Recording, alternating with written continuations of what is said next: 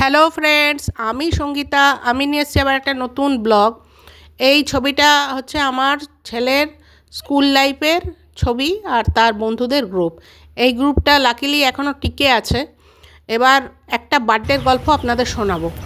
এটা হঠাৎই 10 তারিখ ফোন এলো দুপুরবেলায় আমার ছেলের বন্ধুদের তরফ থেকে যে তোর তো কালকে বার্থডে, কিন্তু আমরা তো সবাই উপস্থিত থাকতে পারছি না, নানা কারণে ব্যস্ত।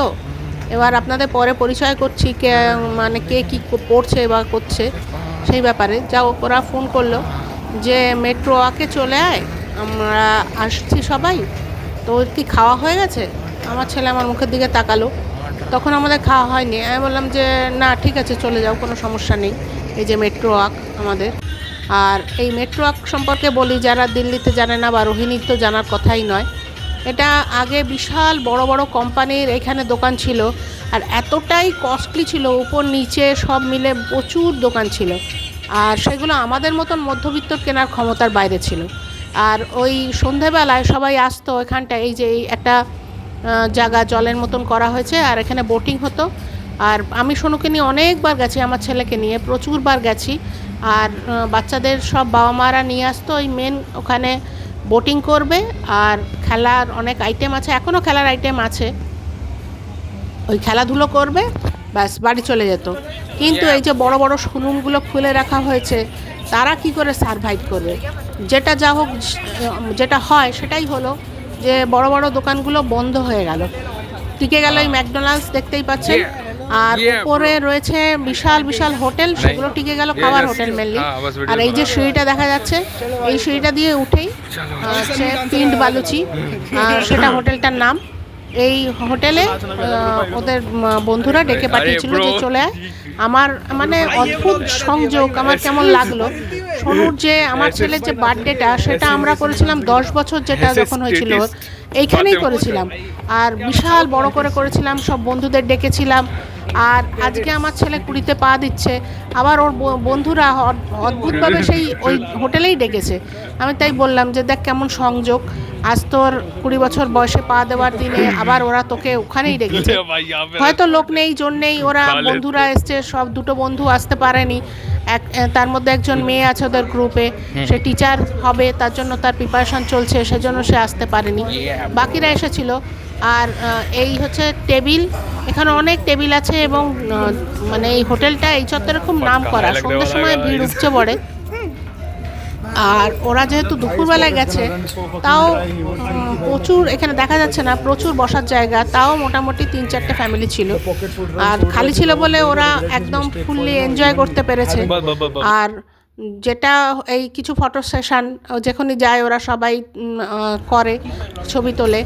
আর মেন হচ্ছে আমার ছেলে আর এই যে ছেলেটিকে দেখা যাচ্ছে, আর এই যে ব্লু কালারের, এরা হচ্ছে ভেজিটেরিয়ান নয়, কিন্তু বাঙালি, বিহারি, আবার ও ব্লু কালারের ও বাঙালি। এরা তো ননভেজ খেয়ে অভ্যস্ত, কিন্তু ওরা সম্মান জানায় একে অপরকে। যে বাকি দুজন আছে তারা হচ্ছে একদমই পুরো ভেজিটেরিয়ান, পেঁয়াজ রসুনেরও তাদের আপত্তি। তার এখন বন্ধুদের সঙ্গে থেকে থেকে তারা কিছুটা সেই ব্যাপারে কম্প্রোমাইজ করে, কিন্তু ওরা কোথাও গেলে ভেজই খায়। তো হঠাৎ করেই ওদের ডেকে পাঠানোর একটাই উদ্দেশ্য, ওর বার্থডে, ওরা বন্ধুদের মতন করে সেলিব্রেশন করছে। গত বছরে আমি প্রতিবারই ওদের ডেকে আমি রান্না করে খাওয়াই, ওরা খুব এনজয় করে, আমাদের উপরের ঘরে খুব আনন্দ করে। কিন্তু এবছর আমি বলতে পারিনি, আমি কলকাতার ট্যুরে গেছিলাম আর শারীরিকভাবে সুস্থ ছিলাম না বলে আমি বলেছিলাম 11 তারিখ ছোটোখাটো কোথাও একটা ডেকে খাইয়ে দিস।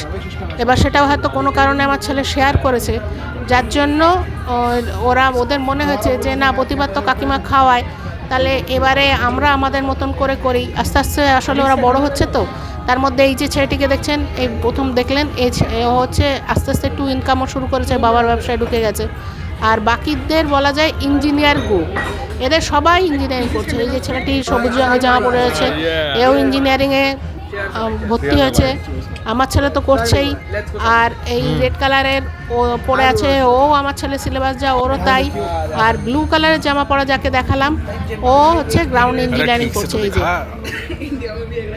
এবার তাই জন্য আমি নাম দিয়েছি ইঞ্জিনিয়ারিং গ্রুপ। আর যে মেয়েটি আছে ও একমাত্র টিচিং লাইনে চলে গেছে, আর এই যে চশমা পরা ছেলেটি এ হচ্ছে বিবিএ পড়ছে আর বিজনেস ধরে নিয়েছে ভালো মতো। খুব ভালো ছেলে এবং বাবাকে প্রচুর সাহায্য করে। তো এদের গ্রুপে আমার ছাড়তে আমার কোনো ভয় হয় না। এই যে এই কেকটা ওরা আমার ছেলের জন্য নিয়ে এসছে, আর ওরা আমার ছেলেকে শাগনিক ডাকে না, শাগি ডাকে আর কি, ভালোবেসে। আর সেই তাদের এই ভালোবাসাটা দেখে আমার এতটাই মানে আনন্দ হয়েছে। আমার সেই ছোটোবেলার দিনগুলোর কথা মনে পড়ে যাচ্ছে। আমার বন্ধুরা আমাদের কেউ পায়েস করে নিয়ে আসতো, কেউ বলতো তোর কী প্রিয় খাবার খেতে ইচ্ছে করছে বল, মাকে আজকে বানিয়ে দিতে বলবো। ছোটোবেলার এই দিনগুলোই খুব ভালো থাকে। তারপর তো কে কোথায় চলে যাবে, ব্যস্ত হয়ে যাবে, ওই ফোনেই উইশ করবে। আর এই যে ওরা এত যত্ন করে নিয়ে এসছে, তাতে আমার ছেলেও খুব খুশি হয়েছে। আমি শোনাচ্ছি, দেখুন আমার ছেলে কি বলছে, ওরা কি বকবক করছে, একটু শোনাই। चलो भाई शिवांश कौन है लो आई डोंट थिंक सो भाई, कैंडल की वजह से उसको थोड़ा वो होगा।